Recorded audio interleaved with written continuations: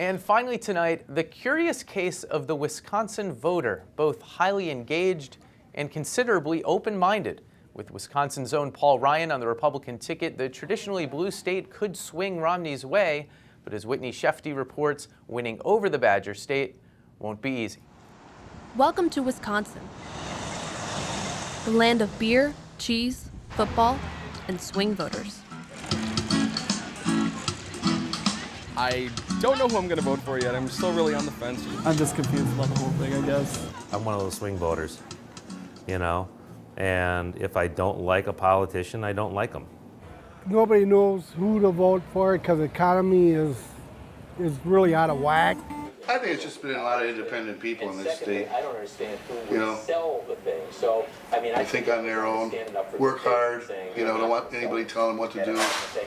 According to a Quinnipiac New York Times CBS poll from September, Obama has a 6-point margin over Romney in Wisconsin. But after watching the first debate between each of the candidates, some swing voters, like Mary Schultes of Sturgeon Bay, have swung more in the direction of Romney's camp. Originally, I planned on voting for Obama, but after the debate, I'm a little on the fence. Romney impressed me last night. He knew his stuff. He knew what he was talking about. He was hitting the middle income earners. Ultimately, my vote is going to go to the Democrats this coming election, just because I don't like Romney. I don't like Paul, even though Paul's from Wisconsin. I don't agree with him.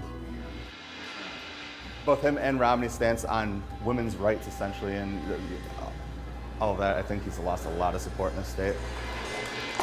I like him very much. I do like him. I think he's smart.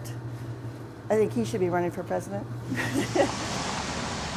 Other Wisconsin voters are downright apathetic about the upcoming election and have resigned themselves to stay away from the polls on November 6th.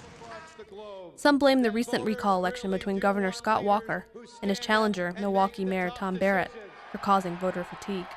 Republican Scott Walker became the first governor ever to survive a recall after a fierce battle that brought in big money from all across the country. I think right now in Wisconsin, you're finding people like in election overload. Honestly, we have been in a constant election cycle for the last 2 years. Joseph Miller, a barbershop owner in Fond du Lac, voted 4 years ago, but he says he doesn't plan to vote this year. He says it will be the first time he won't vote since he's been eligible to do so. I don't know. I mean, how many elections have I been through, and how many people have I seen, and how many promises have I been promised? And I think it's a joke. Seriously, I think the two-party system is broke. I don't see how we can get anywhere when you got the Republicans fighting the Democrats and the Democrats fighting the Republicans.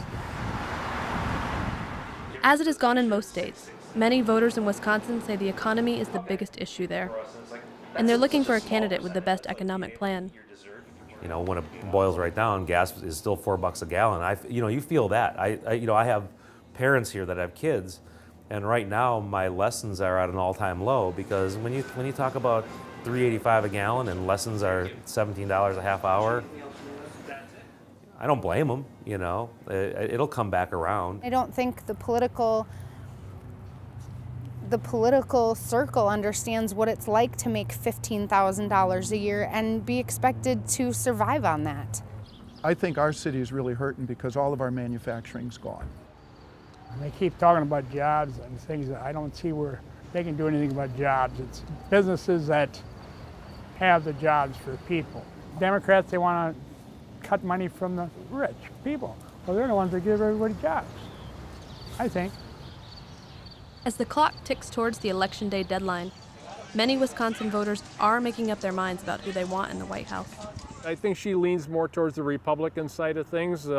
She has a little bit more faith in Romney, basically because I think she's pretty fed up with Obama. I take a little bit more, well, okay, he hasn't done a great job, but he hasn't totally flubbed everything either. I do a lot of what my wife tells me. She likes the Republicans, so I more or less stick with her. You know how that goes? Sometimes I think that you have to keep people in to prove themselves, You start something, you got to finish it. I might go Republicans for something different and hope, there are changes that could be made for everybody.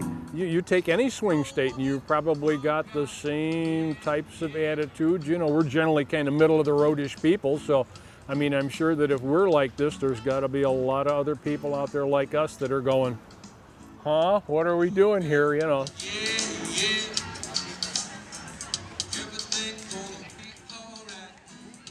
3 more weeks for everyone to make up their mind. Maybe tonight's debate will help in that cause. That's going to do it for us for today. But before we go, it's October 16th, and did you know that's National Boss Day? So a shout out, yep, there he is, to Andy Pergam, the head of WashPo Video, our boss, and hopefully is a good day for you and your boss as well. That's it for us for today. We'll fold things up. Hope to see you back here tomorrow.